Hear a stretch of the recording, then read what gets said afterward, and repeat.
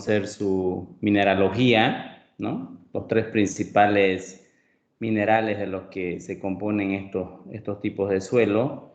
Hemos calculado la superficie específica de un material que está fuertemente relacionada a la capacidad de intercambio catiónico que tiene el material, ¿no es cierto? Aquí en este esquema podemos ver una superficie específica grande. Estamos hablando de 900 metros cuadrados sobre 1 gramo de arcilla. Tiene una capacidad de intercambio de casi hasta 200 medidas equivalentes por cada 100 gramos, ¿no? Entonces, quiere decir que es un material muy expansivo, ¿no? Mucha expansión. Y eso hay que tener mucho cuidado, ¿no? Cuando yo vaya a trabajar sobre este tipo de minerales de arcilla, ¿no?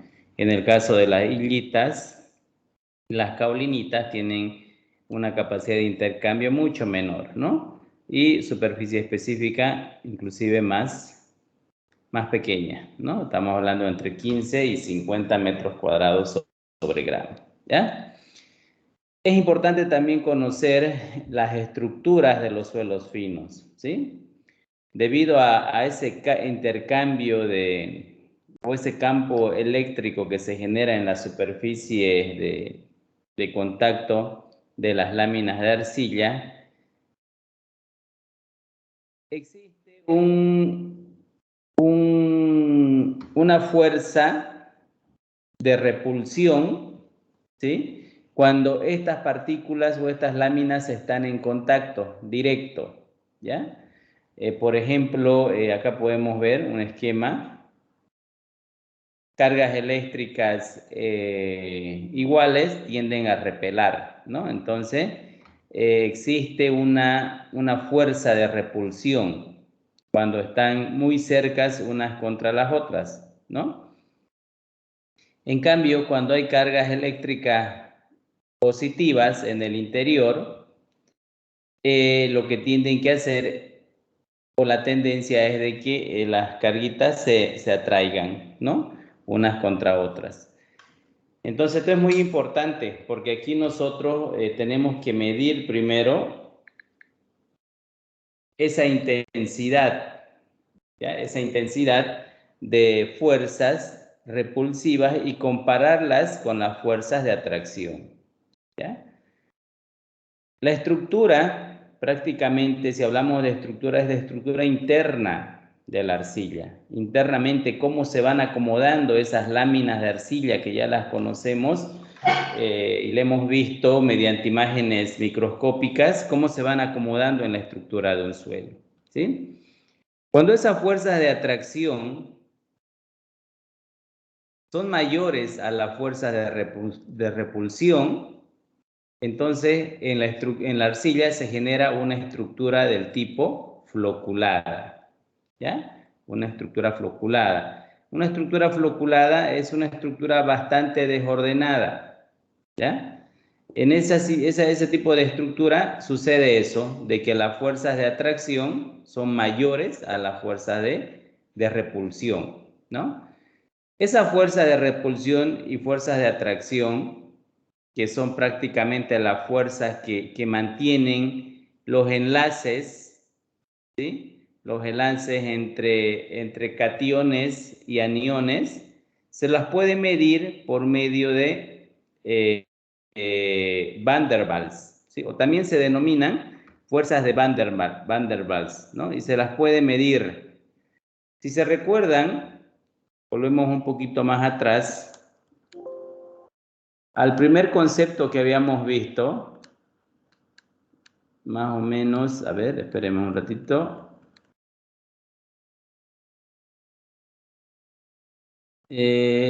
Aquí. Ahora ya vamos a entender este párrafo que yo les había dicho que lo vamos a complementar más adelante, cuando estábamos describiendo el término coloide, ¿no? Que es prácticamente el término que se aplica para describir el tamaño de una partícula o de una lámina de arcilla. aquí decía que este término se aplica a la materia del tamaño submicroscópico, que de cierta forma es de un tamaño mayor que los iones y las moléculas. ¿Ya? Eso está claro, ¿no? Y la medición del potencial Z, dice, puede ser utilizado para su conocimiento y control, el cual describe la intensidad del campo eléctrico estático de la doble capa difusa en el límite entre grano y el límite entre grano y fluido, ¿no? Entonces, nosotros para poder medir esa intensidad del campo eléctrico y saber si las fuerzas de atracción son mayores a la fuerza de repulsión, tenemos que aplicar el método de potencial Z, ¿sí? Eso es muy importante, ¿ya? Entonces, esas fuerzas de atracción o de repulsión también se las denomina fuerzas de Van der Waals, dicen, ¿no? Y es característico en estructura de suelos finos, tales como las arcillas, por el mismo comportamiento que tiene, ¿no? Entonces, que quede claro de que esa diferencia entre la repulsión y la atracción es la que va a definir la estructura de una arcilla. En este caso, me dice que cuando las fuerzas de atracción son mayores a las de repulsión, se va a generar una estructura floculada, ¿ya? ¿Qué es una estructura floculada? Conceptualmente es una estructura característica de suelos muy blandos y sueltos, ¿sí? En su estructura tienen gran cantidad de volumen de vacíos. Entonces, ¿qué quiere decir? Si es una estructura blanda y suelta, quiere decir que se deforma exageradamente, ¿ya? Entonces, si yo hago una prueba de esfuerzo y deformación a una muestra, yo tengo una muestra de suelo y le aplico una carga, sigma C, ¿no? Aquí vamos a ver. La muestra va a tener un comportamiento de deformación dúctil. ¿Qué quiere decir un comportamiento dúctil? Que cuando esa muestra esté siendo sometido a un incremento de carga, me va a generar un diagrama más o menos de este tipo. Lineal, inicialmente un comportamiento lineal, y luego va a tener este comportamiento. ¿Sí? Este es un comportamiento lineal elástico.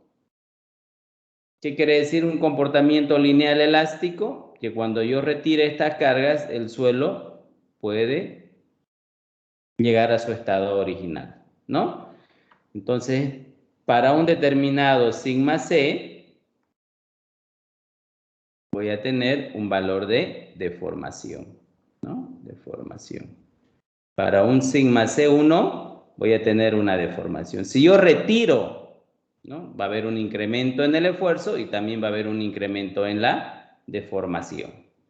Si yo retiro esa carga de sigma C, el suelo tiende a volver a su estado original. A eso, no solamente el suelo, cualquier material, ¿no? Entonces ese comportamiento se denomina comportamiento lineal o comportamiento elástico, ¿sí? El suelo se considera que trabaja de forma elástica o de comportamiento elástico bajo incrementos de carga muy pequeños. Ya eso lo vamos a analizar más a detalle más adelante. Si yo sigo incrementando la carga, y llego a un valor máximo, un sigma prima máximo, ¿qué va a pasar? Miren, el suelo prácticamente ha llegado a su máxima resistencia, ¿sí? Ha llegado a su máxima resistencia y luego la pendiente de la curva cambió y me generó este tipo de pendiente, ¿no? Para esa resistencia máxima también le va a corresponder una deformación máxima. Y el suelo en esa situación prácticamente ya no tiene resistencia. Por más que querramos incrementar la resistencia, ya no se va a poder porque el suelo ha llegado a su valor máximo. Más al contrario, si seguimos aplicando este esfuerzo de manera constante, ¿qué va a pasar con el suelo? Lo único que me va a generar es deformación. mayor deformación, ¿no? El suelo se va a seguir deformando aquí, se va a seguir deformando aquí, ¿no? Entonces, ¿qué quiere decir? Que el suelo más o menos va a tener esta forma, ¿no? Un incremento de carga, perdón, ahí está, y el suelo se va a empezar a achatar, así, ¿no? Esta va a ser su posición final, mayor deformación. Entonces la deformación la tenemos aquí. Este comportamiento de suelos es característico de suelos del tipo arcilla blanda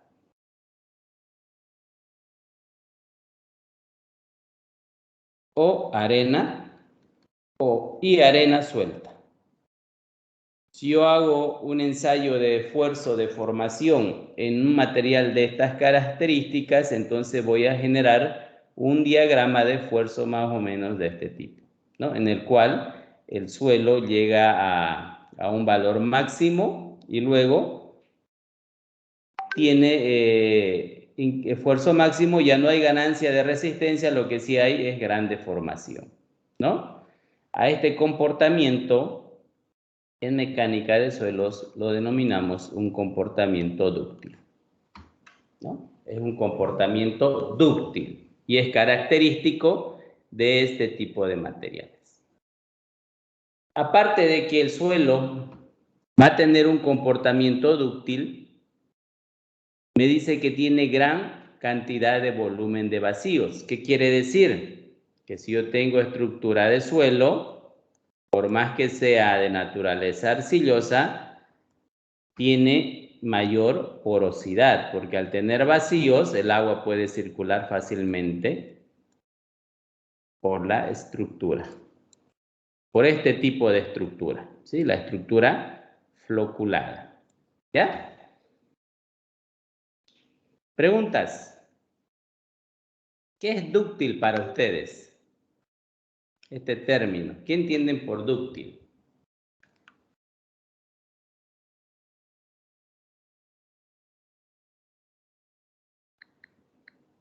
Jóvenes.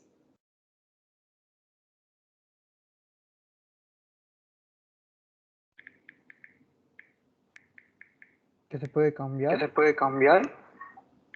¿Dúctil que se puede cambiar? Puede, por ejemplo, sufrir deformación. Mucha deformación, ¿no? Excesiva deformación. Ese es un comportamiento dúctil. Por ejemplo, el acero normalmente tiene un comportamiento dúctil porque se puede deformar fácilmente, ¿no es cierto? O tal vez las arcillas, por ejemplo, cuando tienen una arcilla muy blanda, con mucho contenido de humedad, es un material tiene un comportamiento muy plástico y ustedes lo pueden deformar bajo incrementos de carga muy pequeños, ¿no? Entonces, una estructura de arcilla o un suelo de naturaleza arcillosa que tenga una estructura floculada me va a generar este tipo de comportamiento. ¿Ya? ¿Y cuándo se genera esa estructura floculada? Cuando las fuerzas de atracción son mayores a las fuerzas de repulsión. Y ahí tenemos, ¿no? Poros interagregados y en menor cantidad, mayor permeabilidad. Si lo compacto con menos agua, la estructura tiende a ser floculada y se forma una estructura frágil, ¿no? Se forma en zonas de aguas salinas, tenemos ese comportamiento. Normalmente la estructura es bien desordenada, ¿sí? Bastante desordenada. Ahora vamos a analizar las estructuras dispersas. ¿Cuáles son las estructuras dispersas? Cuando esas fuerzas de Van der Waals o las fuerzas de atracción o repulsión en este caso cuando las fuerzas de repulsión son mayores a las fuerzas de atracción, entonces, ¿qué quiere decir? De que las láminas de arcilla prácticamente se van a separar, ¿no? En su totalidad. ¿Por qué? Porque la repulsión entre lámina y lámina es mayor a la atracción. En ese caso, el suelo, o en el suelo arcilloso, se genera una estructura dispersa, ¿no? Más o menos de este tipo, que las láminas de arcilla están unas sobre otras bien ordenaditas, ¿no? Pero no tienen contacto, ¿no? O el contacto es muy mínimo, muy pequeño, ¿no? Este tipo de estructuras dispersas tiene poros interagregados pequeños, ¿sí? Poros interagregados pequeños. Tiene menor permeabilidad. Al tener poros interagregados pequeños, tiene menor permeabilidad. Si lo compacto con más agua, dice, la estructura tiende a ser dispersa y tiene un comportamiento dúctil, ¿no? Ya sabemos y hemos analizado el comportamiento dúctil anteriormente en qué consiste, ¿sí? Y es característico en zonas de aguas dulces. Continuando un poco esta parte, denme un minutito, esto lo vamos a mantener. Aprovechando ese esquema, le vamos a dar. Ya. Hace rato hablamos de comportamiento dúctil. Vamos a analizar sobre este mismo esquema otro tipo de comportamiento. Por ejemplo, tenemos un suelo arcilloso y al cual le vamos a aplicar un incremento de carga. Un sigma C, acá tengo un sigma C, ¿no? Y le vamos a aplicar carga y de forma paralela vamos a ir graficando el diagrama esfuerzo-deformación. ¿Ya? Tenemos el esfuerzo, aquí tenemos el sigma C y acá tenemos la deformación, ¿no? Cuando nosotros tenemos un suelo que tiene un comportamiento frágil, ¿sí? En este caso ya no va a ser dúctil, va a ser frágil. Y un comportamiento frágil, para ustedes, ¿qué entienden por frágil? Cuando le dicen que el material es muy frágil, ¿qué quiere decir? Muy delicado. Muy delicado. Rompe con facilidad. Se rompe con facilidad, correcto, se rompe con facilidad. No permite mucha deformación, ¿no es cierto? Cuando el material es muy frágil no se puede deformar fácilmente. Cualquier incremento de esfuerzo, si bien tiene un valor de resistencia, pero cuando llegamos al valor máximo, inmediatamente pierde esa característica resistente. Entonces, si nosotros aplicamos una carga a esta muestrita que tenemos ahí, voy a generar este tipo de diagrama. Igual voy a tener un comportamiento elástico inicialmente. Luego del comportamiento elástico seguimos los incrementos de carga y vamos a tener un cambio en la pendiente y luego tiende la curva a bajar. ¿Sí? Lo mismo que en el anterior caso, este es un comportamiento elástico. ¿Sí? Y aquí el comportamiento es elastoplástico, ¿no? Entonces, ¿qué pueden ver en este tipo de curva? Pueden ver que hay un comportamiento lineal con un incremento inicial de carga. El suelo tiene, por decir, un comportamiento lineal. Y si yo sigo incrementando la carga, voy a llegar hasta un valor máximo o pico en el cual el suelo va a tener igual una deformación máxima. Mantener, no sé qué pasó. Va a tener una deformación máxima ¿no? Y para este le va a corresponder su deformación inicial. Y luego el suelo falla repentinamente, ¿no? Hay un descenso aquí, miren, ¡tum! Se cayó. Se cayó. Entonces ya aquí existe una ¿qué? Una pérdida de resistencia. Entonces la resistencia tiende a decrecer, ¿no? ¿Va a haber un incremento de deformación? Sí lo va a haber, pero va a ser muy pequeño, ¿no? Muy pequeño. Este tipo de comportamiento en diagrama de esfuerzo-deformación se lo denomina comportamiento frágil. El comportamiento frágil es característico de suelos del tipo arcillas muy rígidas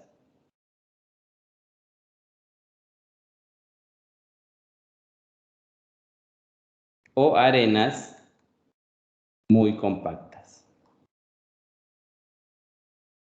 ¿Ya? Si yo voy a ensayar este tipo de materiales y lo voy a llevar a un sistema de compresión, les voy a aplicar una fuerza hasta que esta muestra falle, se pueden dar cuenta de que no permite mucha deformación. Llega hasta un valor máximo de resistencia y inmediatamente cae, su esfuerzo cae. No es igual que este comportamiento, que aquí tiene un esfuerzo máximo constante, pero sí tiene mucha deformación, ¿no? En este caso no. Llega hasta un valor máximo y cae de manera rotunda, ¿no? Aquí el suelo falla y pierde resistencia. Entonces, a ese tipo de comportamiento se lo denomina comportamiento frágil. En nuestro caso, ¿sí? Este tipo de comportamiento es para arcillas que tienen estructura dispersa, dice, ¿no? Dispersa, y este comportamiento es para estructuras floculadas. ¿Ya?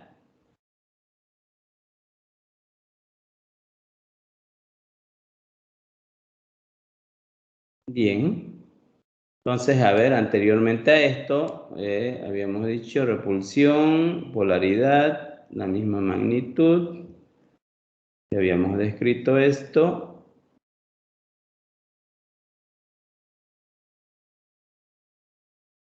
Aquí está, ¿no? Estructura floculada, poros interagregados y en menor cantidad. Entonces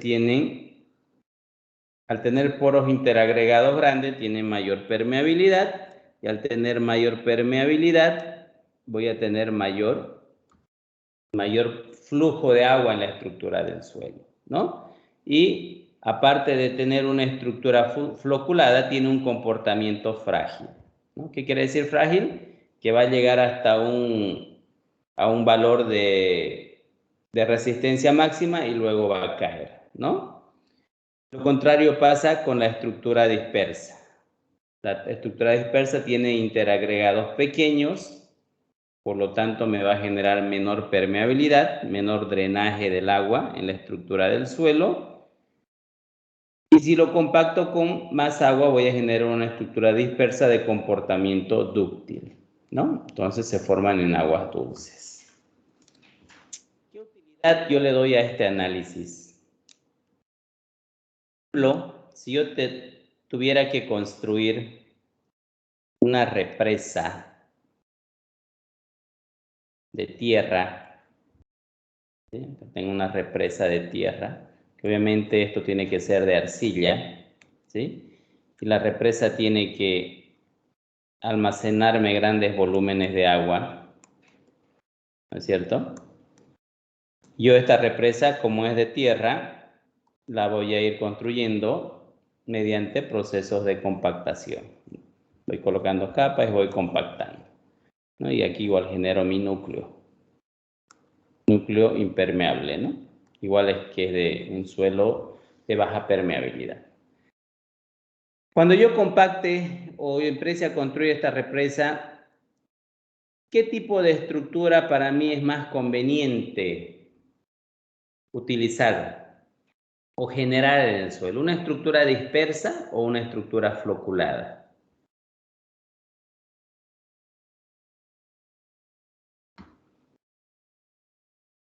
Es una represa.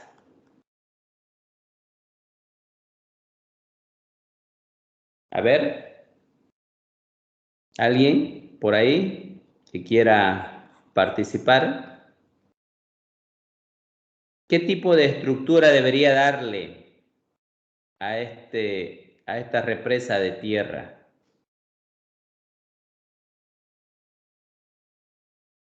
¿Estructura dispersa o estructura floculada? ¿Qué dicen ustedes?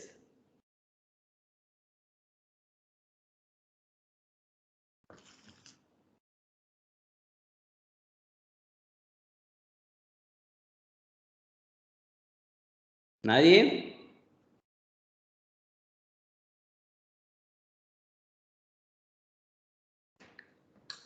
¿Jóvenes?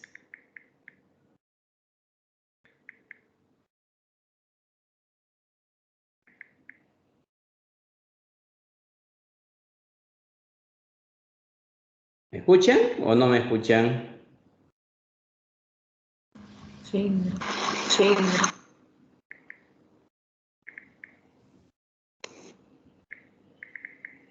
¿Qué me pueden comentar al respecto?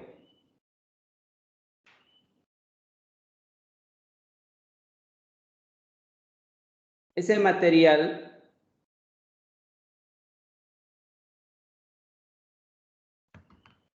este material del cual va a estar conformada la represa, como va a ser un elemento que va a almacenar cierta cantidad de agua, tengo que hacer en lo posible de que la permeabilidad o la infiltración del agua sobre la estructura sea muy pequeña, tal vez mínima, ¿no? Entonces, si yo voy analizando, miren, dice una estructura dispersa, tiene poros interagregados pequeños, tiene menor permeabilidad. Si la compacto con más agua, voy a generar una estructura dispersa y de comportamiento dúctil. En cambio, perdón, vamos a apagar esto. En cambio, la estructura floculada, si nos vamos más atrás, ¿qué me dice? Tiene poros interagregados más grandes, tiene mayor permeabilidad y tiene un comportamiento frágil. Entonces, una vez revisado esto, nuevamente les lanzo la pregunta. ¿Qué tipo de estructura debería tener esa represa? ¿Una estructura dúctil o una estructura floculada?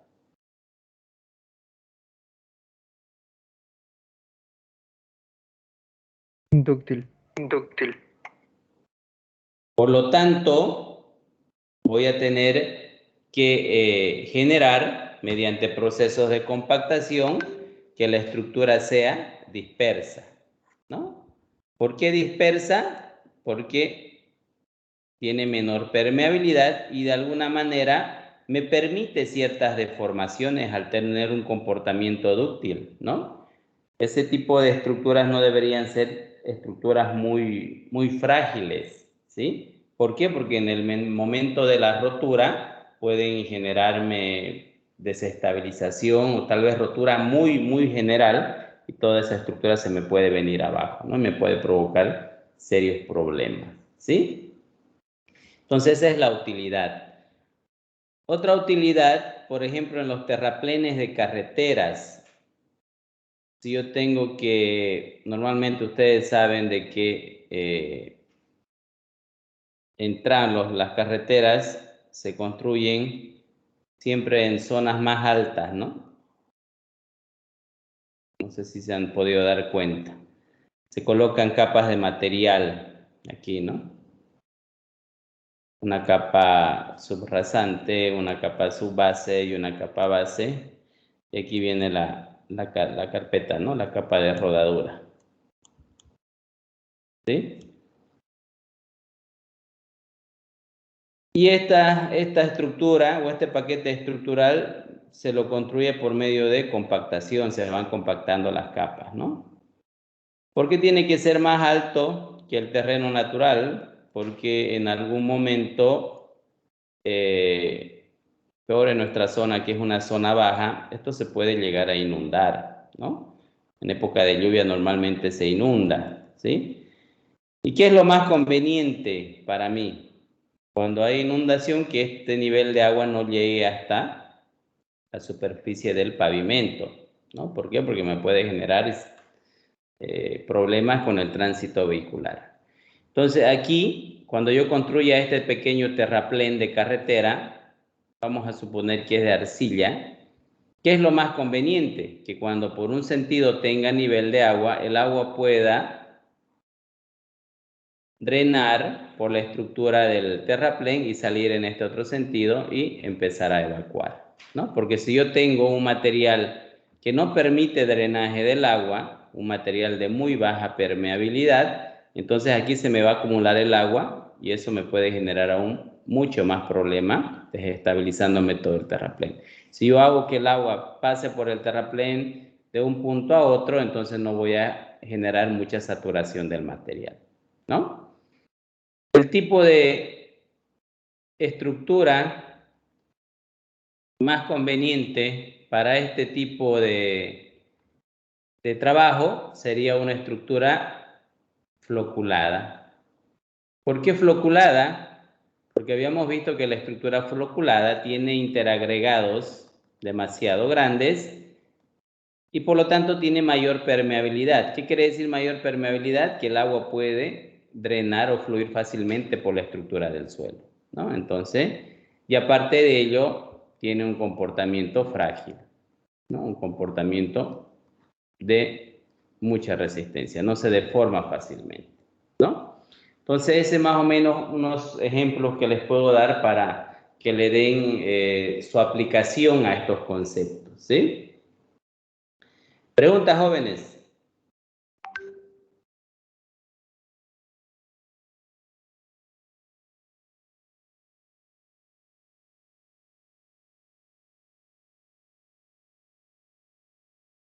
Bien.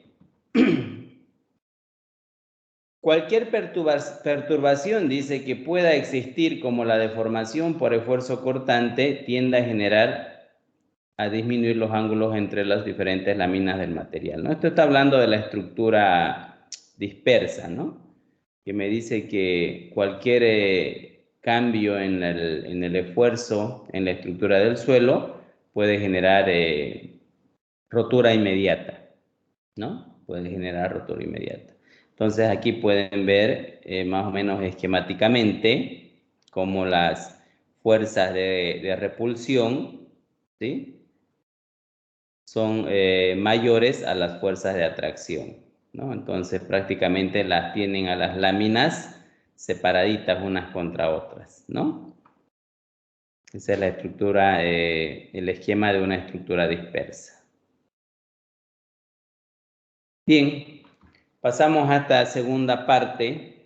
Ya no vamos a hablar mucho acerca de los minerales de arcilla, lo hemos estudiado bastante ya. Ahora vamos a ver otro tipo de suelos. Los suelos, normalmente los suelos granulares, ¿sí? Aquí podemos ver que para diferenciar el tipo de suelo que hay en la corteza terrestre, nos vamos a regir bastante en el tamaño de las partículas del suelo, ¿sí?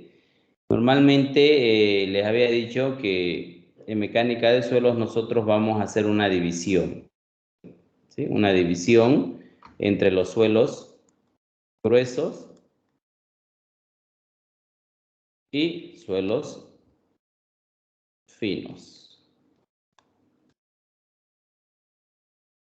Los suelos gruesos, como su nombre lo indican, son tamaños por encima, ¿sí?, del tamiz número 200, ¿sí? Todo material que retenga la malla número 200, que equivale a 0.075 milímetros de abertura, todo ese material que retenga esta malla se lo considera grueso, ¿no? Y dentro de esa clasificación pueden estar las gravas, ¿sí? Y las arenas, ¿ya? Las gravas y las arenas. Entonces acá las gravas tienen una característica muy a simple vista, ¿no? Se la puede distinguir. Pueden ser gravas de canto rodado o gravas muy angulosas, ¿no? ¿Qué quiere decir eso? De que este tipo de gravas normalmente son gravas con poca edad, ¿ya? Son gravas que recién se están formando, ¿no? ¿Y cómo se han formado? Ya hemos analizado anteriormente por de la desintegración de una roca preexistente, ¿no? Si ustedes ven una grava en condición natural que es muy angulosa, es que es una grava nuevita, una grava en formación, ¿sí? Si este material, por medio de los procesos de transporte, se va depositando en otra diferente zona, entonces pasa a tener esta forma, ¿no? Una forma mucho más redondeada. Ya estas gravas redondeadas son gravas que tienen mayor edad, que ya han pasado por un proceso de erosión, ya han pasado por un proceso de abrasión, un desgaste debido al rodamiento y han tenido este aspecto final, ¿no? Normalmente se las llama gravas de canto rodado, ¿sí? Entonces esa es la diferencia. Tanto las gravas como las arenas, el mineral predominante es el cuarzo, arenas cuarcíticas o gravas cuarcíticas, y también en algunos casos está el mineral del tipo feldespato, ¿no? Esos son los materiales o los minerales más predominantes para las gravas y las arenas, ¿ya? Si hablamos de los suelos finos, tenemos los limos y las arcillas. ¿Cuáles vendrían a ser estos suelos? Aquellos cuyo diámetro de partículas sea menor al tamiz número 200.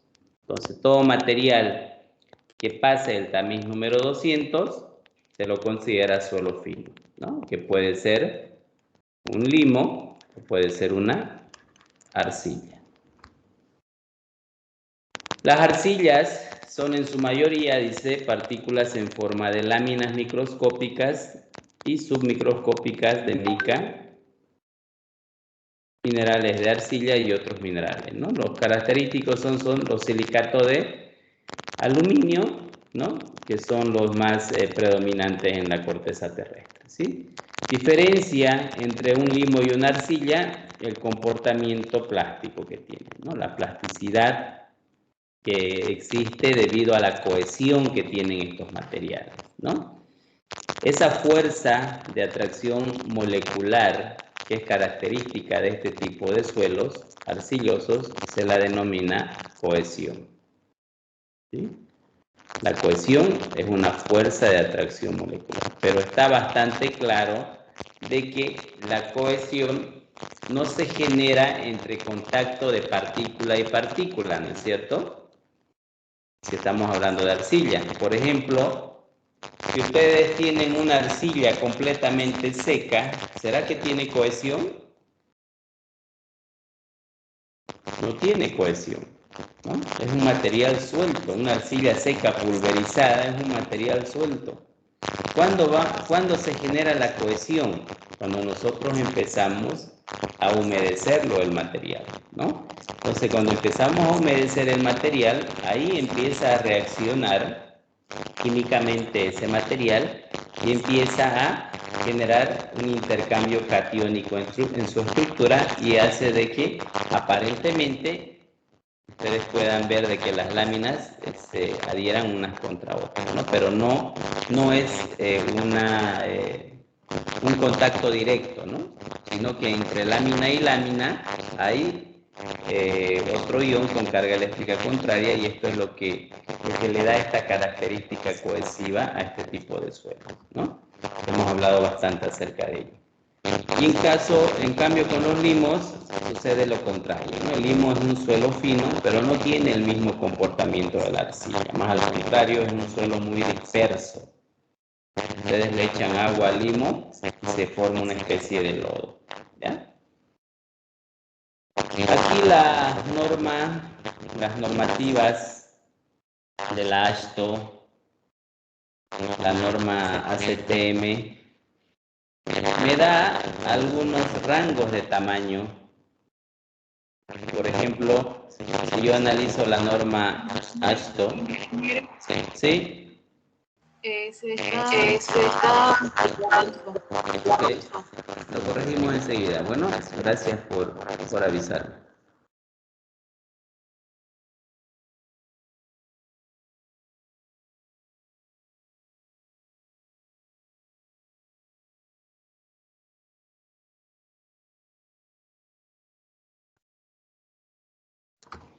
¿Ahora sí me escuchan, jóvenes? Sí, ahora sí. Sí, ahora sí. Bien, gracias. Vamos a compartir y continuamos. Bien, les decía de que las normativas a mí me dan un rango entre el tamaño de entre una y otra partícula. Me dice, si usted quiere clasificar una grava y utiliza la norma AASHTO, la grava tiene que estar, o el material tiene que estar entre un tamaño entre 76 a 2 milímetros. Si mi material que estoy analizando está dentro de este rango de tamaños, entonces quiere decir que es una grava. Si yo analizo por medio de la ACTM, ¿sí? Tiene otro rango de tamaño. Me dice que una grava se la considera grava cuando el tamaño de sus partículas está entre 76.2 a 4.75, ¿no? Y acá la USDA me dice que grava es aquel material mayor a 2 milímetros. Y el MID igual me dice que es mayor a 2 milímetros. Lo mismo pasa con la arena. La AASHTO me dice que para que sea arena tiene que tener un tamaño entre 2 milímetros y 0.075. Este es el correspondiente a la malla número 200, ¿no? Y para que sea en el sistema ACTM me dice lo mismo, de 475, que este es el correspondiente al tamiz número 4 y este es el correspondiente al tamiz número 200. Las aberturas de las mallas, ¿no? Si tengo material que está dentro de este rango, entonces es una arena. En el caso de limos, material que tenga un diámetro entre 0.075 a 0.02 es limo y menor a 0.02 ya sería una arcilla. Entonces, ¿qué quiere decir? Que la arcilla normalmente es un material mucho más fino que el limo. Eso si hablamos de la norma MID, USDA y la AASHTO. La ACTM generaliza para ellos suelo fino es todo material que pase el tamiz número 200. Estamos hablando de limos y arcillas, ¿no? Entonces aquí ya está detallado el rango de tamaño de la partícula. Si tengo una partícula mayor a 76.2 milímetros, ya no se la considera grava, o sea, no es suelo, ya vendría a ser un guijarro o un fragmento de roca, ¿ya? Pero ya no se lo considera suelo, eso que quede muy claro. Bueno, la gravedad específica es igual un parámetro muy característico en mecánica de suelos y bastante utilizado para los análisis. Es más, hay una prueba de laboratorio que me determina este valor de gravedad específica y simplemente es una relación entre un peso unitario de la parte sólida del material con el peso unitario del agua, ¿sí? Es un valor adimensional, no tiene unidades, ¿sí? Como pueden ver aquí, yo tengo un valor, valores característicos de gravedad específica en función del tipo de mineral y en función del tipo de suelo, ¿no? Si tengo arena, grava, limo, arcilla, tengo sus valores de gravedad específica, ¿ya? Normalmente en suelos, el rango de gravedad específica oscila entre 2.6 a 2.9, dice, ¿no? 2.6 a 2.9. El peso específico de los sólidos de la arena, que está compuesta principalmente por cuarzo, se puede estimar alrededor de 2.65 y para arcillas y limos varían entre 2.6 a 2.9, ¿no? Ese es el rango más o menos de valores que tiene esta gravedad específica. Aquí estamos analizando otras variables que son los pesos unitarios. Un peso unitario, tal vez ustedes lo conocen como densidad, ¿sí? Y una densidad simplemente me relaciona un peso entre un volumen determinado, ¿no? Si yo tengo un peso del material y lo divido entre su propio volumen, me va a dar una unidad de peso unitario o densidad, ¿sí? Entonces esto es muy importante que ya lo vayamos analizando, ¿ya? Esa es la gravedad específica.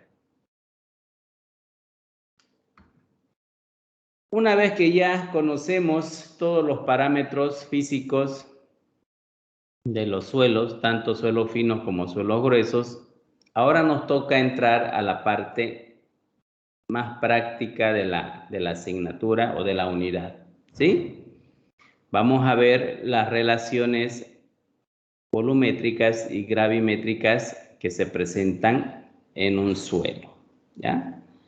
Primeramente, nosotros tenemos que conocer que un suelo está conformado por tres fases. Una fase sólida, que es el componente mineral, una fase líquida, que es la cantidad de humedad que puede tener ese material, y una fase gaseosa, ¿ya? Esto se da dependiendo de las condiciones en que se encuentre el material, ¿ya? Si yo tengo una muestra en condición natural, como pueden ver acá, miren, acá tengo un solo tipo de material, ¿no? Acá tengo una altura, vamos a cambiar, aquí tengo una altura H1 de un tipo de material, no sé qué tipo de material, puede ser, aparentemente pareciera que es una arcilla, ¿no? Aquí va cambiando, se ve más o menos un material tipo limo, aquí se ve más arena, ¿no? Y acá creo que nuevamente aparece un limo, ¿sí? Entonces tengo una estratigrafía de diferentes tipos de suelo, ¿no? Se puede apreciar cómo va cambiando el material, ¿no? Este tipo de estratigrafía es característico de nuestra zona, ¿no? Tiene bastante cobertura vegetal, es una cobertura vegetal que se denomina capa vegetal, que normalmente nosotros no lo analizamos en laboratorio, ¿sí? No nos sirve a nosotros analizar esto. ¿A quiénes les sirve analizar esto? A los agrónomos, ¿no? A nosotros no. Este material no es recomendable para usarlo como suelo de fundación en estructuras, ¿sí? A nosotros nos interesa analizar el suelo en condición natural. Entonces tenemos acá una arcilla, un limo, una arena y un limo, ¿no? Podemos ver este esquema, miren, que en el suelo se presenta, esta es la estratigrafía, y acá tengo una franja capilar, tengo una ubicación del nivel de agua subterránea, que se denomina nivel freático, ¿sí? Entonces acá tengo yo un nivel freático, y acá dice, ¿no? El suelo que está por debajo del nivel freático está en una zona saturada. Y el suelo donde no hay nivel freático se lo considera una zona húmeda, ¿no? Un suelo difícilmente en estado natural ustedes lo van a encontrar en condición seca, ¿no? Peor en nuestra zona, ¿no? Que vivimos en una zona bastante húmeda. Santa Cruz hay bastante humedad. Si ustedes hacen una pequeña excavación en su patio, se van a dar cuenta de que el suelo cuando saquen tiene cierto grado de humedad, ¿no? Ahora, si cuando hacen excavaciones muy grandes y encuentran niveles freáticos o niveles de agua subterránea, que igual aquí en Santa Cruz está bastante superficial, en algunas zonas hasta 1 metro de profundidad y encuentran agua, y encuentran la napa freática. Entonces, si sacan el material de esa zona, que se denomina zona saturada, entonces el material lo van a encontrar en esta condición. ¿Qué condición es esta? De que en su estructura solamente hay sólido y hay agua, ¿no? Porque en toda esa porosidad que tiene el suelo, en todo ese volumen de vacíos que tiene el suelo, se encuentran llenos de agua. ¿Por qué? Porque están por debajo del nivel freático, están en una zona saturada, ¿no? En cambio, si yo saco un suelo de la zona no saturada, solamente de la zona húmeda, entonces voy a encontrar que mi suelo tiene la fase sólida, eso es constante, no varía, la fase sólida siempre es un valor constante. Luego voy a encontrar poros que, como está en una zona húmeda, voy a encontrar algunos poros con agua y otros poros con aire. Entonces, ¿qué voy a encontrar en esta masa de suelo? Voy a encontrar vacíos con aire y vacíos con agua, ¿no? Voy a encontrar los 3 componentes. Componente sólido, que es prácticamente, dependiendo del tipo de mineral, del que sea característico ese suelo. Luego voy a encontrar el componente de líquido, que los vacíos pueden tener cierta cantidad de humedad. Y por último, el componente de la fase gaseosa, ¿no? Que está compuesto por aire directamente, ¿sí? Estas son las condiciones de un suelo en condición natural y esta es en condición saturada.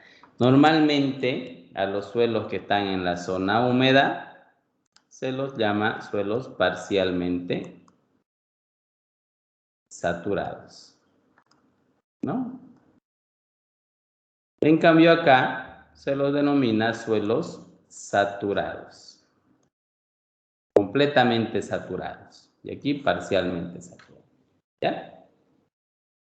Ahí podemos ver la descripción de cada fase.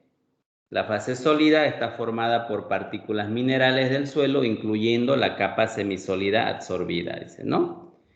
La fase líquida generalmente es agua libre, aunque puede existir, dice, otros líquidos de menor significación. Habíamos hablado acerca de los diferentes tipos de humedades que hay en una masa de suelo, ¿no es cierto? En el laboratorio de la anterior semana hablamos acerca de ello, ¿no? Esos componentes o esas humedades que ustedes calculan en laboratorio son prácticamente el líquido o el agua que hay en la estructura del suelo, que puede ser agua libre, agua freática o agua capilar, ¿no? Y la fase gaseosa, que comprende sobre todo el aire, ¿no? El aire que hay en la estructura del suelo. Si bien, dice, pueden estar presentes otros gases, por ejemplo, vapores de sulfuro, anhídridos carbónicos, como etcétera, dependiendo, ¿no?, de dónde se saca el suelo, no necesariamente va a haber aire. También puede haber algún tipo de vapor que se forma debido a un proceso químico en el interior del subsuelo, ¿no? Estas fases del suelo nosotros la podemos representar por medio de un modelo gráfico. ¿Sí? Un modelo gráfico, ¿no? Este es lo natural. Acá tengo el esquema natural y luego aquí tengo un modelo gráfico. Modelo gráfico. Yo puedo sacar un modelo y decir de que este elemento describe el suelo. ¿Por qué? Porque tengo una fase gaseosa, tengo una fase líquida y tengo una fase sólida, ¿no? Entonces yo puedo simplificar, ¿sí? Puedo simplificar mi modelo de esta forma. O tal vez yo puedo generar un modelo, ¿no? Dependiendo del uso que le voy a dar. Acá tengo un suelo, que digo que esta es toda la parte sólida, y en el suelo hay un poro ¿sí? Demasiado grande, que una parte está con agua, ¿sí? Y tal vez esta otra parte está con aire, ¿no? Este es un modelo igual, un modelo gráfico de cómo represento yo al suelo. Ahí tengo aire, aquí tengo agua, y aquí todo lo restante es la parte sólida del material, ¿no? Entonces yo puedo hacer mi representación gráfica, puedo generar mi modelo. Normalmente nosotros trabajamos con este modelo, el cual me representa las tres fases, por temas de practicidad más que todo, ¿no? Entonces acá tengo un esquema presentado en la bibliografía del Brajadas, igual acá está la parte sólida, tengo componentes sólidos, tengo componentes de aire o vapor, y también tengo componentes de agua, ¿no? Porque acá tengo una napa freática. Tengo una napa freática, ahí está el nivel freático. No, aquí está el nivel freático, ¿no? Que por procesos de capilaridad humedeció esta zona, ¿no? Que se denomina zona capilar. Y prácticamente la zona que está por debajo del nivel freático está en condición saturada, condición inerte. Entonces aquí lo que hay es agua, ¿no? Entonces yo esta representación real o natural la puedo representar por el medio de este esquema, ¿no? Acá dice tengo aire, tengo vapores, tengo agua capilar y tengo agua freática. A todo este material normalmente se lo denomina peso total de la muestra, ¿ya? Peso total de la muestra, ¿no? Si nosotros vamos desarrollando ese esquema, vamos a descartar y le vamos a dar animación a esto, para que nos ayude un poquito a... Bien. Si yo tengo, por decir, las fases del suelo, que son tres, ¿no? Y tengo aire, tengo agua y tengo sólido. Yo, por medio de este modelo gráfico, yo puedo sacar algunas relaciones. Por ejemplo, yo quiero sacar las relaciones de pesos y quiero sacar las relaciones de volumen, que se las usan bastante en la mecánica de suelos. Entonces yo puedo decir de que en esta zona yo tengo tres pesos. Tengo un WA, tengo un W omega y tengo un WS, ¿no? Donde el WA es igual al peso del aire, el W omega es igual al peso del agua y el WS es igual al peso del sólido. ¿Ya? W siempre vamos a representar al peso, ¿ya? Peso del aire, peso del agua, omega. ¿Se acuerdan que omega igual utilizábamos para el cálculo de humedad? Que era peso del agua dividido entre peso seco por 100.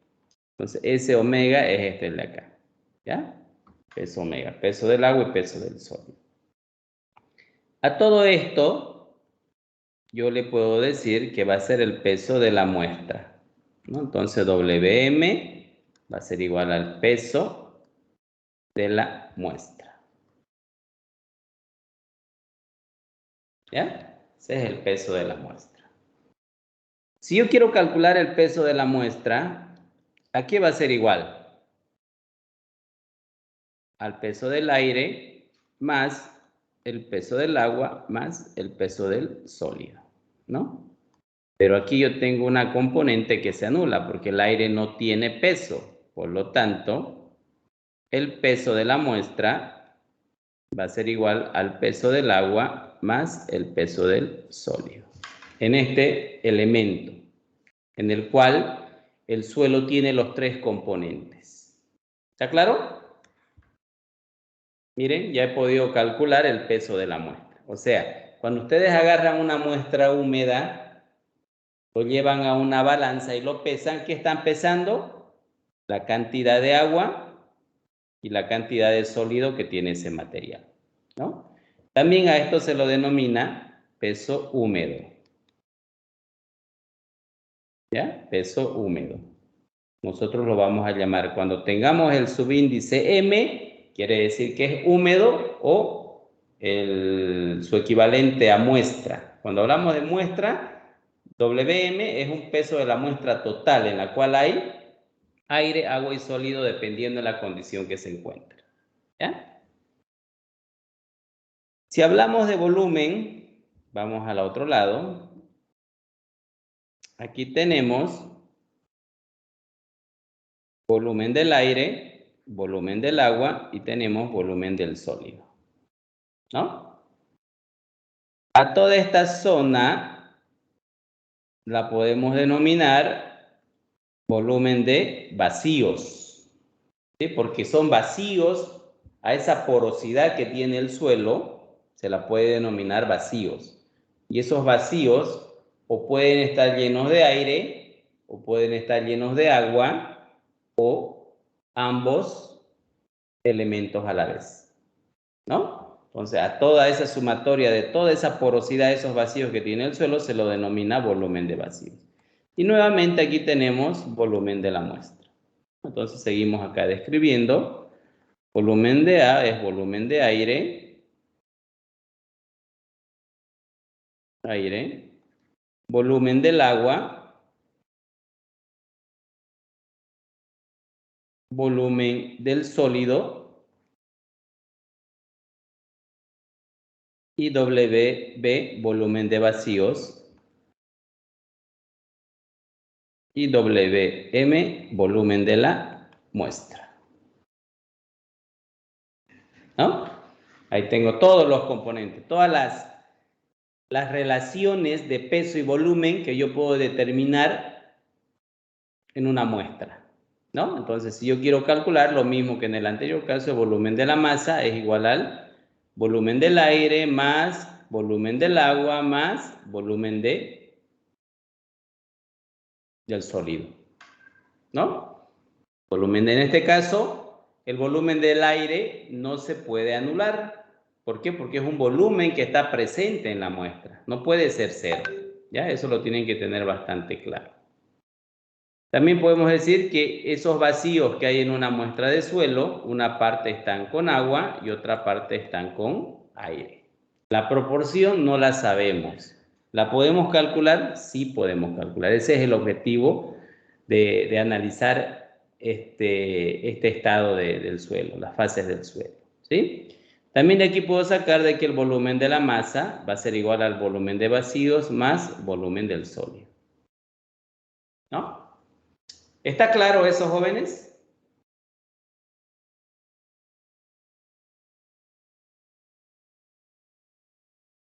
Sí, ingeniero. ¿Ya? Está bien. ¿Puedo borrarlo? ¿O están copiando? Bueno, lo voy a dejar ahí. Vamos a esta condición. Miren, cuando el suelo está en condición saturada, tengo un exceso de humedad en la muestra. Prácticamente todos los vacíos que tiene esa muestra están llenos de agua, ¿no?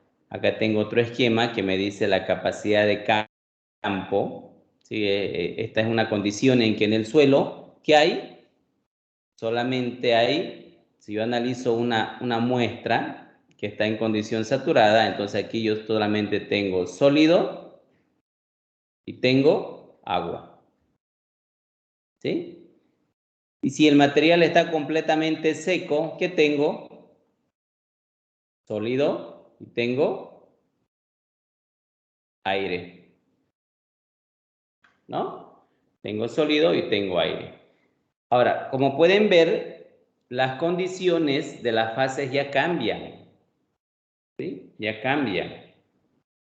No es lo mismo analizar un suelo en condición saturada que un suelo en condición seca. Y peor aún, un suelo en condición parcialmente saturado o en condición húmeda, porque ahí ya voy a tener los tres componentes. En este caso, si la muestra de suelo dice está saturada, los espacios vacíos se llenan de agua. Por lo tanto, cuando el suelo está saturado, el volumen de la muestra, ¿a qué va a ser igual? O el peso de la muestra, ¿a qué va a ser igual? Va a seguir siendo igual al peso del agua más el peso del sólido. Y el volumen de la muestra va a ser igual al volumen de agua más el volumen del sólido, ¿no? En este caso, el volumen del aire vale 0. ¿Por qué? Porque los poros están llenos de agua, ¿no? En esta condición saturada. En una condición seca, el peso de la muestra, ¿a qué es igual? Al peso del sólido, ¿no? Porque el agua es igual a 0. Entonces, solamente tenemos la parte sólida del material, ¿sí? Y si hablamos de volumen, volumen de la muestra, ¿qué va a ser igual? Al volumen del aire más el volumen del sólido. Aquí el volumen del agua es igual a 0, cuando el material está en condición seca, ¿no? Eso es muy importante analizar, jóvenes. Es muy importante que lo analicen, ¿sí? Si el material está en condición saturada, solamente hay agua y hay sólido, miren, ¿qué pasa con el volumen de vacíos? Ese volumen de vacíos va a ser igual al volumen del agua. ¿Por qué? Porque todos sus vacíos están llenos de agua. Entonces, si yo quiero calcular el volumen de vacíos, va a ser igual al volumen del agua. Y eso va a ser igual a la relación de vacíos que hay en la muestra, ¿no? Es muy importante.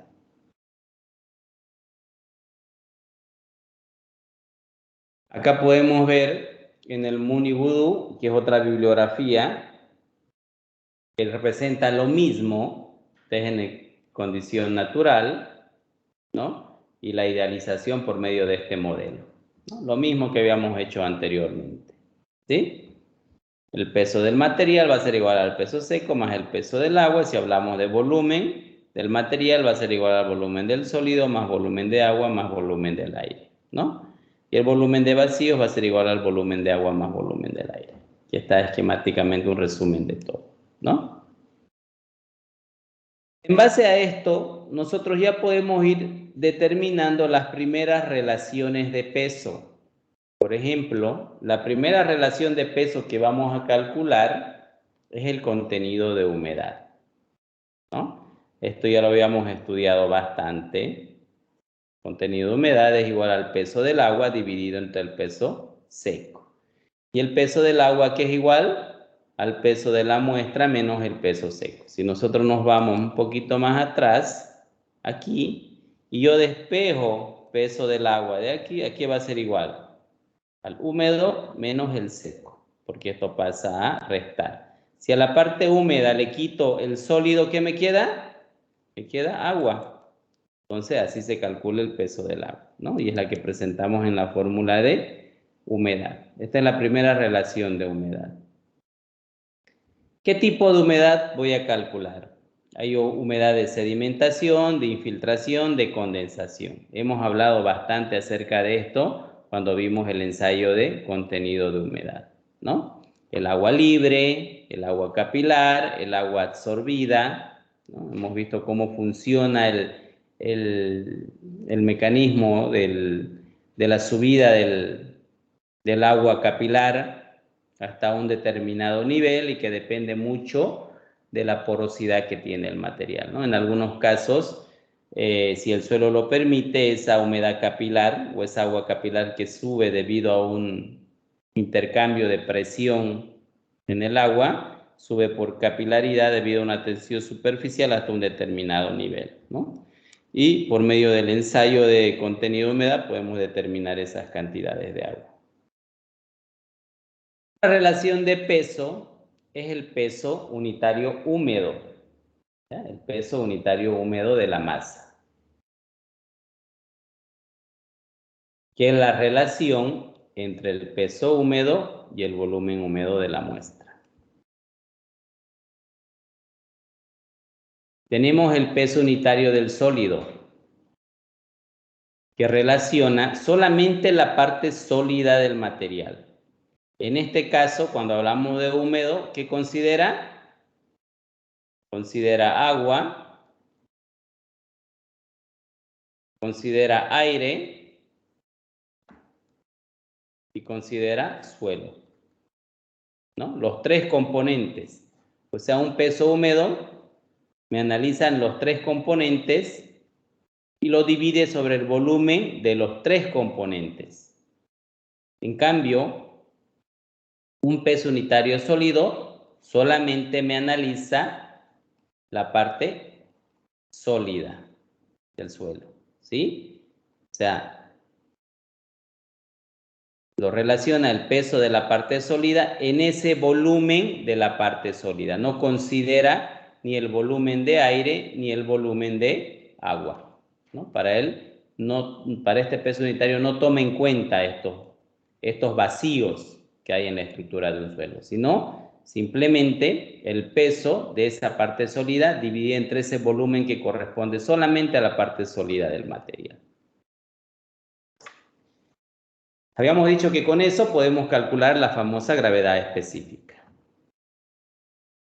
El peso unitario seco, que es muy utilizado en el área de compactación, ya lo vamos a trabajar bastante en la unidad de compactación. Relaciona el peso seco del material entre un volumen natural, ¿no? Entonces, aquí en el volumen natural está aire, está agua y está suelo, ¿no? A esto normalmente se lo llama también densidad seca, ¿sí?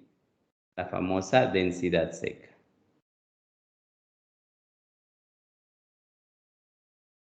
Que se utiliza bastante en trabajos de compactación, ¿ya? Es el gamma D, que va a ser igual al peso seco entre un volumen. ¿Puedo calcular un gamma D en función del peso unitario húmedo y la humedad? Sí, lo puedo hacer. Aquí tengo una relación, ¿no? Y acá tengo gamma M y humedad ya la he calculado anteriormente.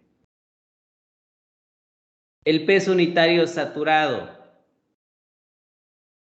El peso unitario saturado relaciona igual el peso húmedo del material dividido entre un volumen húmedo, pero en condición saturada. ¿Qué quiere decir saturada?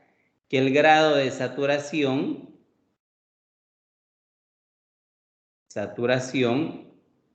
es igual al 100%. ¿Sí? El grado de saturación es igual al 100% y la humedad adopta un valor máximo, ¿no?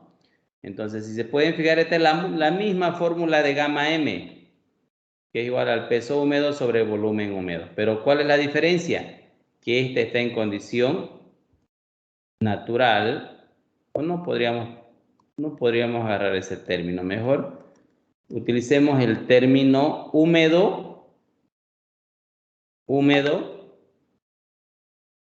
o parcialmente saturado, ¿ya? Húmedo o parcialmente saturado. Este es el gamma M, en condición húmeda o parcialmente saturado. En cambio, el gamma SAT tiene que tener una condición. ¿Cuál es? Que tiene que estar completamente saturado. Por eso que el grado de saturación equivale al 100% y la humedad a un valor máximo. El peso unitario sumergido es la relación entre el peso unitario saturado y el peso unitario del agua. Igual lo vamos a utilizar bastante para analizar el comportamiento mecánico del suelo, ¿no? Normalmente en algunas bibliografías está como gamma prima, que es igual al gamma SAT menos el gamma del agua. Y se llama también peso unitario efectivo. ¿Ya? Efectivo. Es la misma, solo en algunas bibliografías lo encuentran con gamma prima. Eso en cuanto a las relaciones de peso. En cuanto a las relaciones de volumen, tenemos la relación de vacíos y tenemos la porosidad, ¿no? Igual, la relación de vacíos que relaciona la cantidad de volumen de vacíos que hay en función al sólido del material, ¿no? Entonces, este dato es muy importante para medir deformaciones en suelo, ¿no? Porque ustedes saben que en el suelo hay aire, hay agua y hay sólido, ¿no? Y dependiendo del tipo de suelo, aquí tengo volumen de vacíos.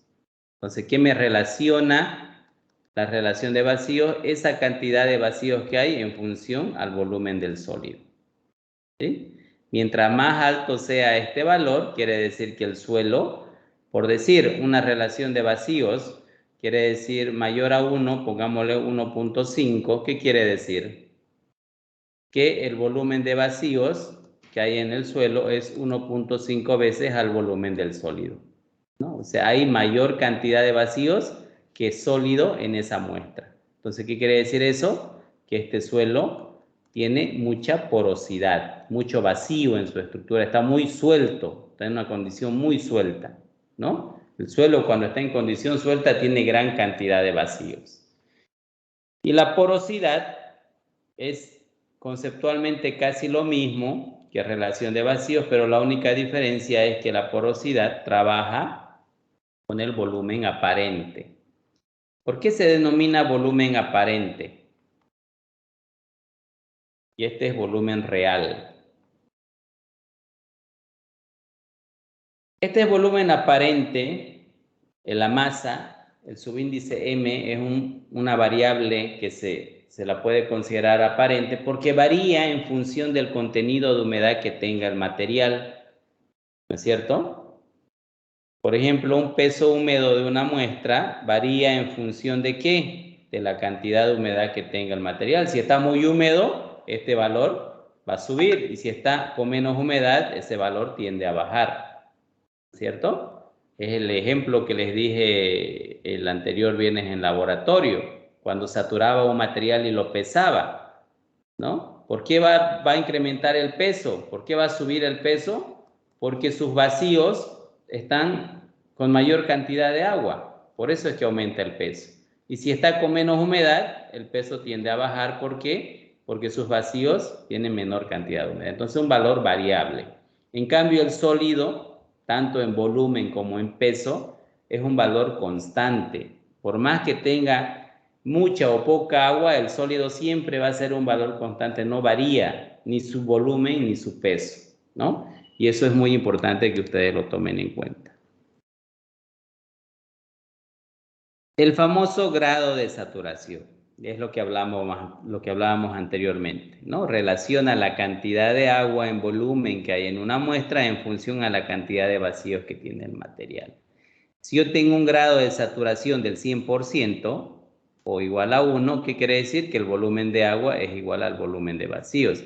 Esto quiere decir que como solo está saturado, todo ese volumen de vacíos está lleno de agua, ¿no? Eso es muy importante. Un componente acá que se denomina, y eso tomen nota por favor, grado de aireación, ¿ya? El grado de aireación, anótenlo. Grado de aireación, que es G sub A, ¿no? Que va a ser igual al volumen del aire dividido entre el volumen de vacíos, ¿no? Volumen del aire entre volumen de vacíos. Cuando el suelo está seco, el volumen del aire es igual al volumen de vacíos, ¿no es cierto? Entonces ahí voy a tener un grado de aireación del 100%. Y cuando el suelo está saturado, el volumen de agua es igual al volumen de vacíos. Y voy a tener un grado de saturación del 100% o el valor de 1 en ambos casos. ¿Ya? Grado de aireación y grado de saturación. Entonces, con estas relaciones calculamos todos esos componentes.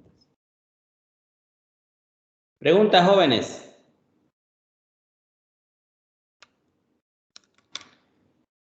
Vamos a ver un ejemplo.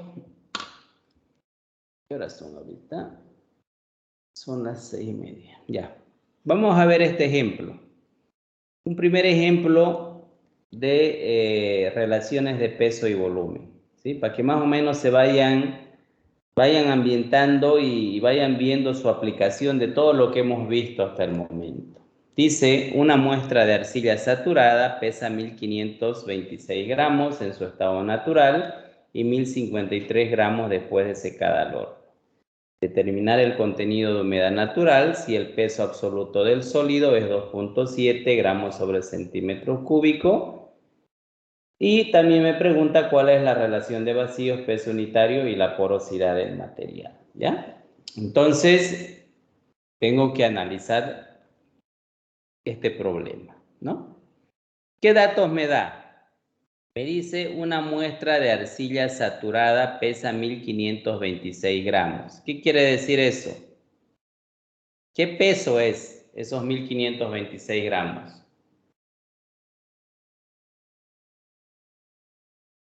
Es un peso húmedo, ¿no?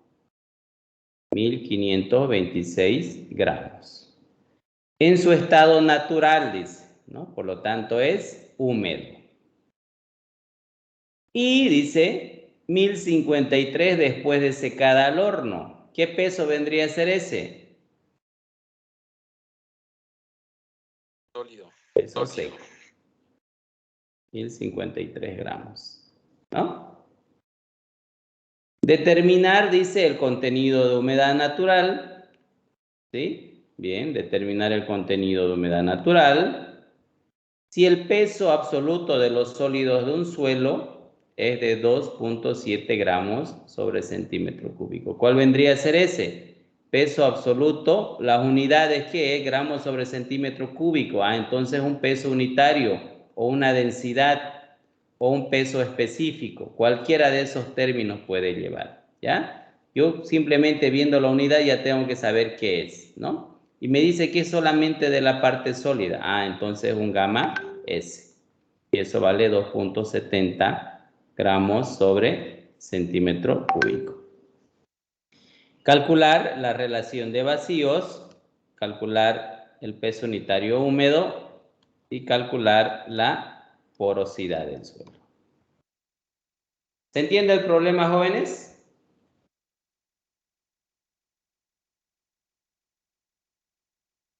¿Preguntas?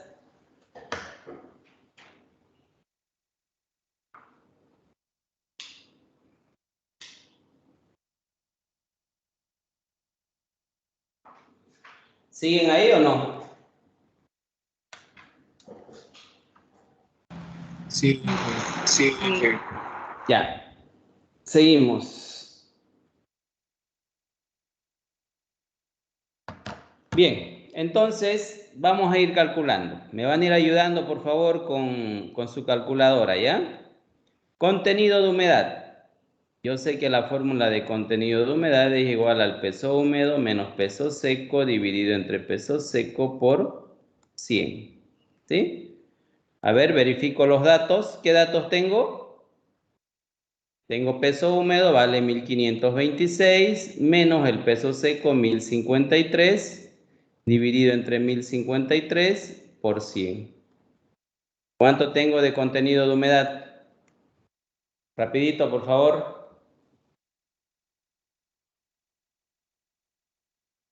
44,92. 44,92%. Bien. ¿Me confirman? Es bastante la humedad. Sí, está bien. Ya, bienísimo. Ahora me dice calculemos la relación de vacíos. relación de vacíos es igual al volumen de vacíos sobre el volumen del sólido, ¿no? Ahí ya se me complica un poco, ¿no? Pero como yo ya sé conceptualmente qué es un volumen de vacíos y un volumen del sólido, entonces voy a ir trabajando primeramente esto. ¿Cómo calculo el volumen de vacíos? Yo me voy a acordar de mis fases del suelo, que yo tengo aquí aire, tengo agua y tengo sólido, y que todo esto es volumen de vacíos, ¿no? Y yo sé que el volumen de vacíos es igual al volumen del aire más el volumen del agua, ¿no? ¿Qué dato me falta? Me falta volumen del aire y volumen del agua para poder calcular ese volumen de vacíos. Bien, ¿cómo saco ese volumen del aire y volumen del agua? Solamente tengo estos datos, miren. ¿Qué puedo hacer? A ver. Hay un dato que no lo he colocado de forma numérica, ¿sí? Pero aquí les dice, miren, tienen una arcilla saturada. ¿Qué quiere decir eso? Cuando el material está completamente saturado. Si analizamos que en el suelo ¿qué hay? Hay agua y hay sólido, ¿no? Hay agua y hay sólido. Aquí el volumen de vacíos, ¿a qué es igual? Al volumen del agua. Por lo tanto, ¿cuánto vale el volumen del aire? 0. 0. Bien. Voy, miren, solamente analizando conceptualmente, por definición, yo voy reduciendo mi fórmula. Ah, si esto vale 0, entonces el volumen de vacíos va a ser igual al volumen del agua. Ahí ya anulo una incógnita y ya me queda solamente el volumen del agua, ¿no? ¿Cómo calculo el volumen del agua? Bien. Yo tengo una relación. Yo sé que el peso unitario del agua es igual a peso del agua dividido entre volumen del agua. En unidades de gramos sobre centímetro cúbico, ¿cuánto vale el peso unitario del agua?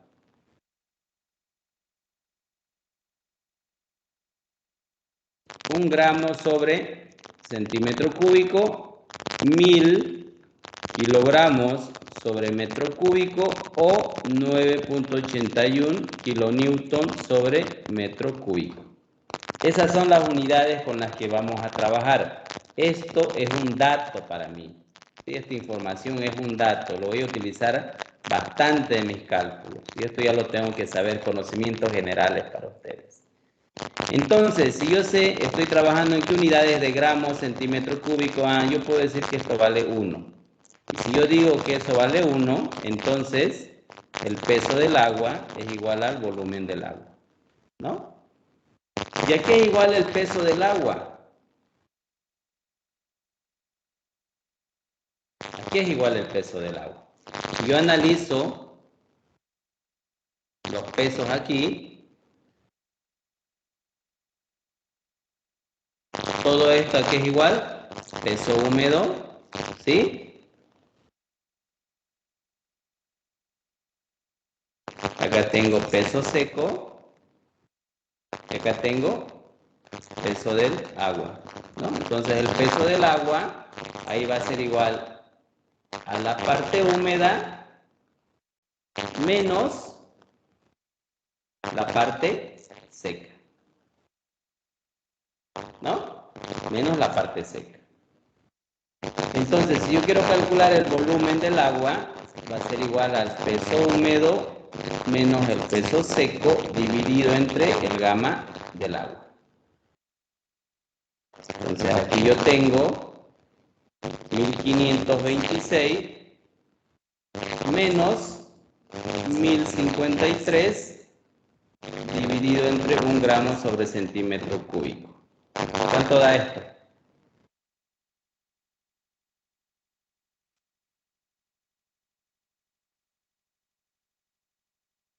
473. 473, ¿qué? Centímetros cúbicos. ¿Por qué? Porque estoy calculando un volumen del agua. ¿No? ¿Está claro hasta ahí? Sí. Y por definición, ese volumen de agua, ¿a qué es igual? Al volumen de vacíos. Entonces ya he encontrado un dato. ¿No? Ya he encontrado un dato. Ya tengo el volumen de vacíos. ¿Qué me falta? Volumen del sólido. Calculemos el volumen del sólido. Y voy a mantener esto antes de...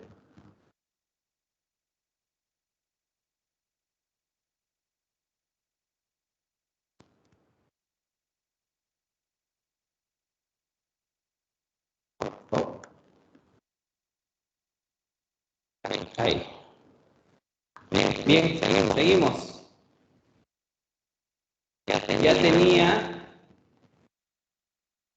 calculado cuánto era el volumen del agua igual al volumen de vacíos. ¿Quién me lo dicta, por favor?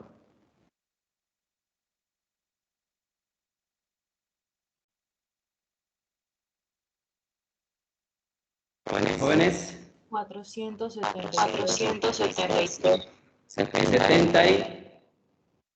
73 centímetros cúbicos, ¿sí? Yo tenía la relación... Ingeniero, se escucha. Ya, ahorita lo corrijo.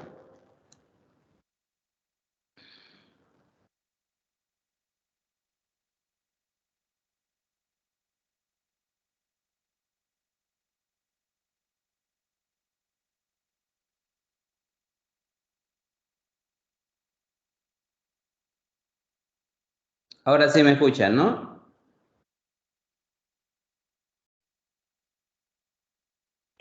Sí.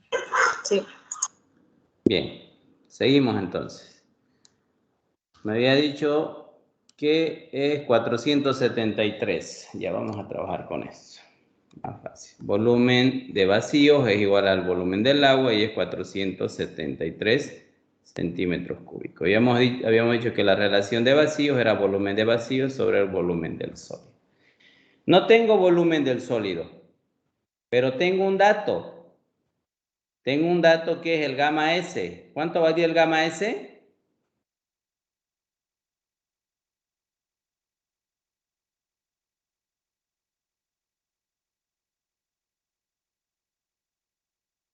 .7, ¿no? 2.7. Correcto, 2.7 gramos sobre centímetro cúbico. Y yo sé que el gamma S aquí es igual. Peso seco sobre volumen del sólido. Entonces de aquí yo puedo despejar volumen del sólido y digo de que va a ser igual al peso seco dividido entre el gamma S. Mi peso seco en mi problema de mi muestra es 1053. Entonces va a ser 1053 dividido entre 2.70. ¿Cuánto da esto?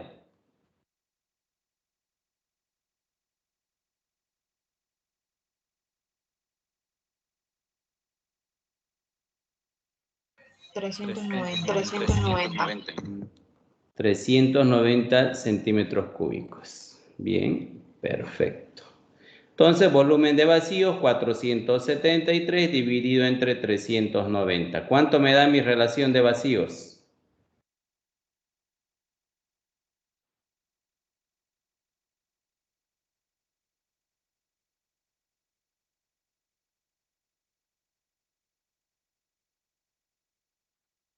Toma 21, ingeniero. 1,21. Sí.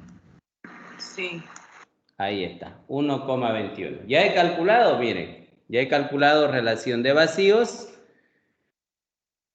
ya he calculado algunos otros datos que también me sirven para el análisis, volumen de vacíos, volumen del sólido, ya tengo otro dato más para utilizar. La otra incógnita me dice calcule la porosidad, y la porosidad es igual a volumen de vacíos sobre volumen de la muestra, ¿no? Volumen de vacíos dividido entre volumen de la muestra. ¿Tengo volumen de vacíos como dato? Sí, ya lo tengo. ¿Cuánto vale? 473. Ahora me falta calcular el volumen de la muestra. Pero el volumen de la muestra aquí era igual al volumen del aire más el volumen del agua más el volumen del sólido. ¿Se acuerdan? Pero como mi suelo está en condición saturada, entonces aire no hay. Solamente tengo agua y tengo sólido, ¿no? Entonces, ya tengo esos datos. ¿Cuánto vale el volumen del agua? Aquí está, que es igual al volumen de vacío, vale 473, más el volumen del sólido, que son 390. ¿Cuánto da esto?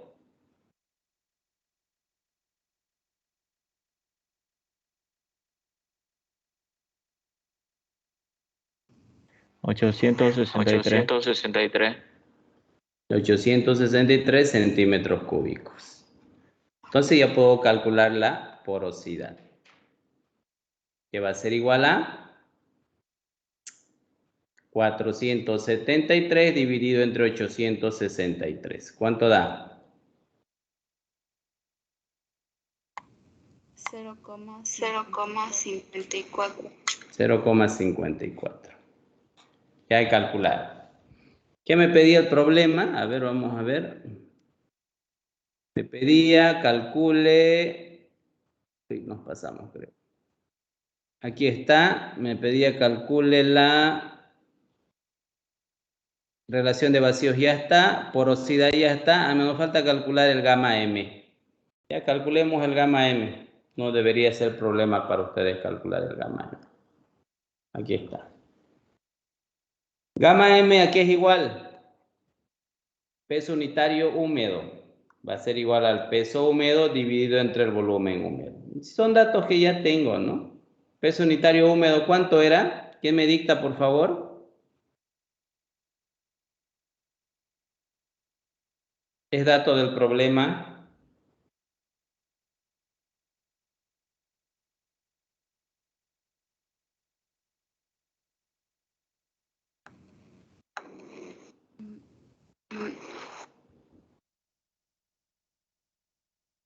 No me están siguiendo, parece, ¿no?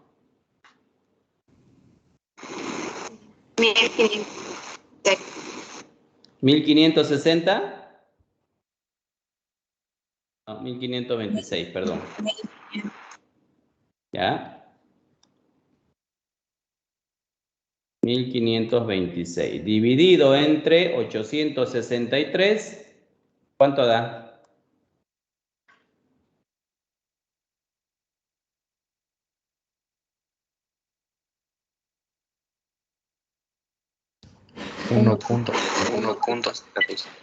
1.65. 77. A 1.77, perdón. 1.77 gramos sobre centímetro cúbico. Y ya lo resolví mi problema.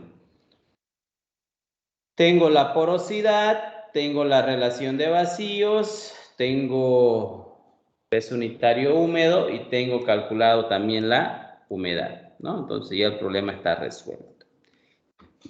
Este es un problema bastante sencillo, bastante ilustrativo, para que vean ustedes cómo se calcula las relaciones de peso y volumen, ¿sí? En una determinada muestra. ¿Ya? Vamos a seguir avanzando, me falta 2 diapositivas más presentar, ¿ya? 2 o 3 más, que es más recomendación y teoría, ¿sí? Y acá mismo está la solución del del problema del que hemos hecho hace un momento. ¿Sí? Ahí está paso a paso. Lo mismo que hemos descrito, está paso a paso. El día viernes en laboratorio vamos a complementar un poco más esta última parte de la unidad y ya estaríamos en condiciones de generar el primer trabajo práctico. ¿Ya? El primer trabajo práctico. Entonces el día viernes en clases ya vamos a ir viendo todos los procedimientos que ustedes tienen que realizar para presentar la primera práctica. ¿Ya? Bien, jóvenes.